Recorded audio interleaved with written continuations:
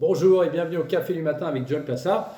Aujourd'hui, je me focalise sur un indicateur avancé et un chiffre magique, le 7. Alors que les tensions entre Washington et Pékin concernant le démarrage de la pandémie du coronavirus deviennent de plus en plus intenses, les investisseurs se demandent si le yuan par rapport au dollar pourrait casser les bas niveaux que nous avions atteints en novembre 2018 au pic des tensions commerciales entre Washington et Pékin. Et ce chiffre était de 7,24. Les investisseurs et le gouvernement américain, évidemment, s'inquiètent de plus en plus que la Chine pourrait faire baisser le yuan et ceci pourrait avoir un impact dramatique pour plusieurs économies de plusieurs pays. Si on se contente aujourd'hui d'examiner les fondamentaux du ralentissement de l'économie chinoise, avec un ratio dette sur PIB qui monte et des tensions croissantes liées au coronavirus, eh bien, un yuan faible semble assez logique.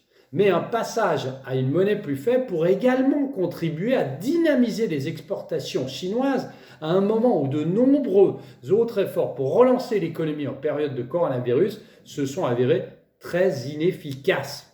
On se souvient qu'en août 2015, la dévaluation intentionnelle du yuan avait provoqué une crise financière majeure car elle avait secoué les marchés mondiaux. Les monnaies de la Corée du Sud, de l'Australie, de Singapour avaient chuté d'au moins 1% le lendemain de la dévaluation.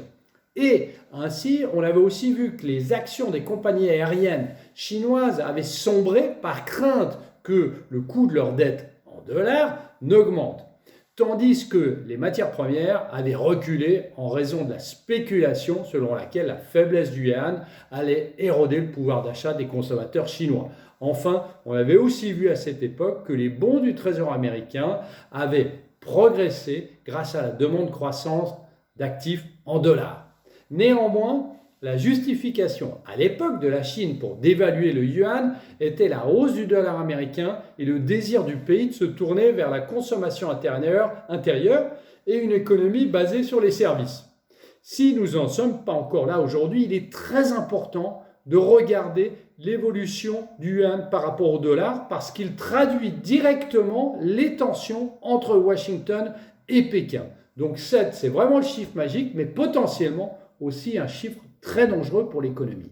Merci beaucoup, restez à l'écoute, restez chez vous et surtout, lisez mon morning.